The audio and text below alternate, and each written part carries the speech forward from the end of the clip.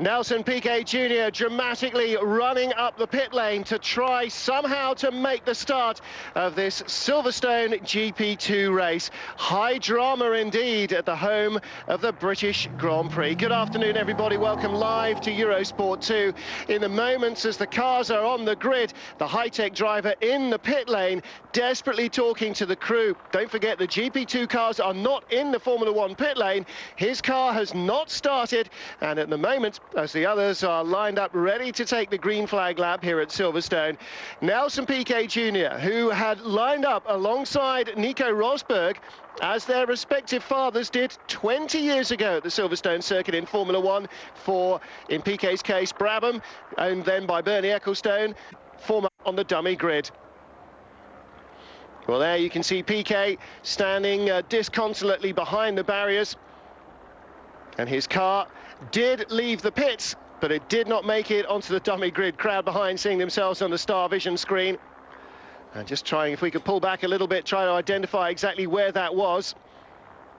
His car clearly behind the barriers. I think that is heading down around the Abbey and Bridge area, trying to identify for himself what was going on. The car lifted out of the way, you can see, still attached by the webbing straps to the crane through that purpose-built hole through the rollover cage. So live pictures from the grid. The Foster's grid girl, well, she doesn't have an awful lot to do there.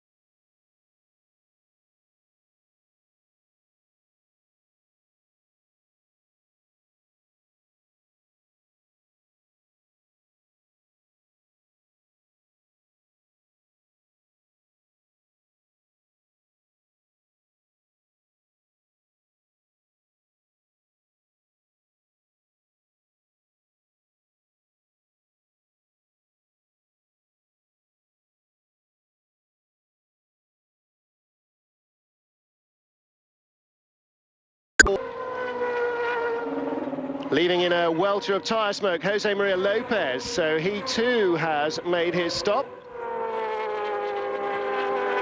which leaves Rosberg, what was fourth position for him.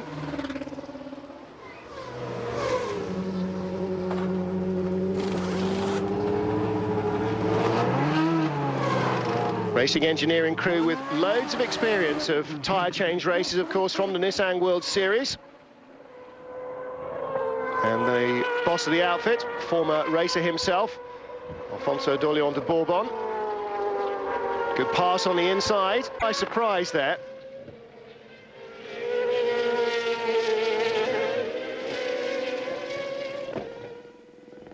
Let's have a look again.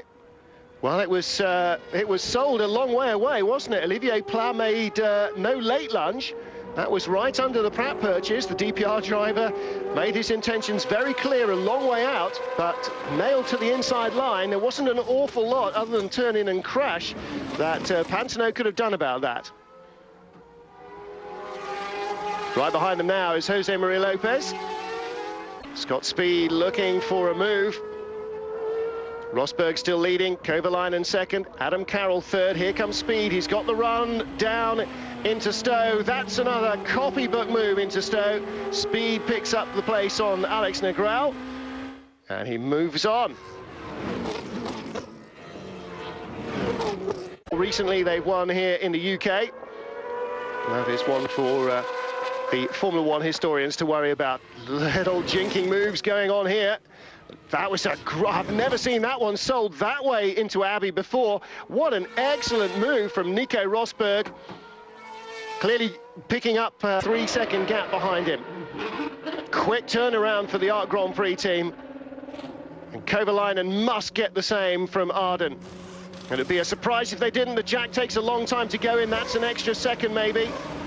And he's taking left sides to have really good service as well from Supernova to stay in the podium hunt here. Bit of an anomaly with short sleeve shirts and helmets. Quite sure what the safety ruling is. Oh dear, just gets it going. Nearly lost the engine there, but manages to keep it going. Clivio Piccioni now out front. So the Monegasque will have to come in soon. And he is our current race leader.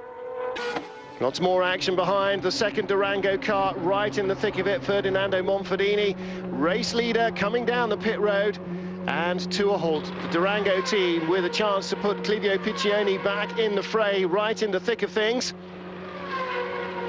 From 10th on the grid, certainly a chance to finish in the top half dozen might have been an opportunity for him, particularly with Nelson Angelo Piquet. It seems that they have, together with their driver, done a very good job indeed.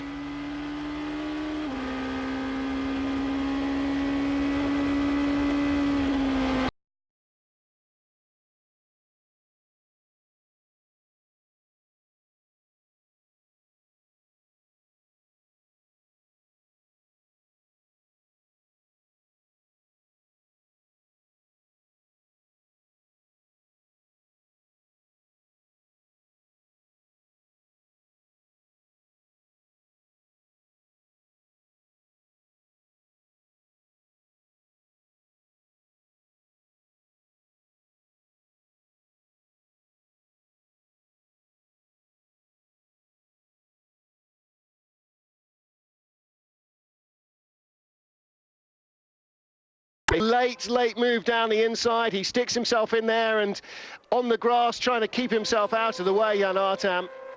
Negrão pinched him perhaps just a little more than really was sensible. Closing the gap, closing the gap. The road turns right there anyway as you run down into Stowe.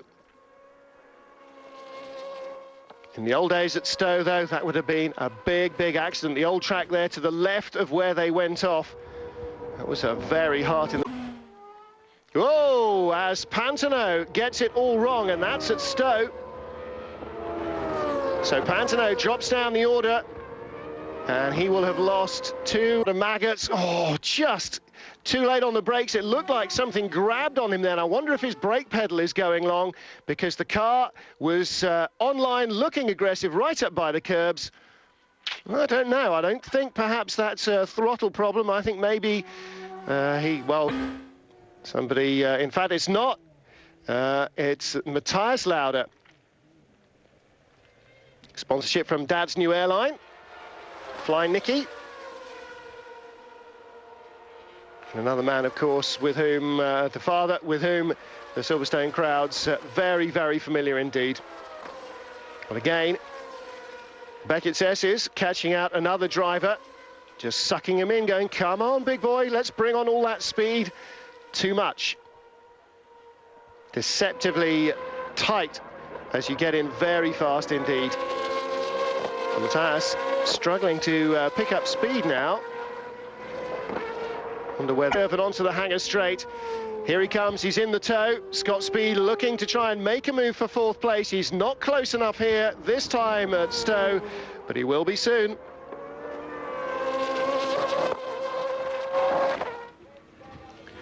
And that is the end of the race for fourth place for Adam Carroll. And that is missed gear selection as well. You heard the engine mightily buzz there. Carroll into Copse, defending from Scott Speed, and then got a wheel onto the grass in the Vale, and around it went. Through Stowe, running out wide, the oversteer taking him onto the grass, beached on the curbs, the car out of control, a high-speed spin for Adam Carroll. Scott Speed takes the place without having to make the move, and I wonder what damage has been done to Adam Carroll's car as he tried to find the right gear and keep it going in the right direction. Big puff of smoke there. And I think that was the engine doing something of Formula One style revs. From on board the helicopter, you see him saving the slide, and then the car just running out of road. That big puff of smoke there, that's what worries me for Adam Carroll's future participation in this race. A lot of bouncing over the grass, but these cars are pretty resilient, very high-tech monocoques, and he should get away with that. Well, here he is, he's still going at speed, but now down in fifth place after those dramas, 8 laps from... Don't often see that high view at Luffield, and that is one of the Dams cars out, and is that Ferrous Fauzi? I think it is.